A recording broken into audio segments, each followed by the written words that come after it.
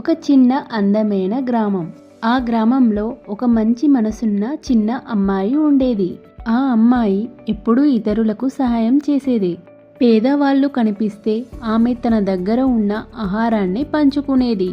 ఎవరైనా బాధలో ఉంటే ఆమె వారిని ఓదార్చేది. ఒకరోజు ఆమె చెట్టు కింద కూర్చున్న ఆకలితో ఉన్న చిన్న పిల్లవాడిని చూసింది. ఆ పిల్లవాడి దగ్గర తినడానికి ఏమీ లేదు. ఆ చిన్న అమ్మాయి ఆలోచించకుండా తన దగ్గర ఉన్న ఆహారాన్ని అతనితో పంచుకుంది. ఆ సమయంలో ఒక దివ్యమైన బంగారు కాంతి అక్కడ కనిపించింది. ఆ కాంతిలో నుండి మహాలక్ష్మి అమ్మవారు ప్రత్యక్షమయ్యారు. అమ్మవారు ప్రేమగా నవ్వుతూ ఆ చిన్న అమ్మాయిని ఆశీర్వదించింది. మంచి మనసుతో ఇతరులకు సహాయం చేసేవారికి ఎప్పుడూ నా ఆశీర్వాదం ఉంటుంది అని అంటుంది. ఆ రోజు నుంచి ఆ గ్రామంలో సంతోషం పెరిగింది. పంటలు బాగా పండాయి. ప్రజలు ఆనందంగా జీవించారు. ఆ చిన్న అమ్మాయి గ్రామానికి గర్వకారణంగా మారింది.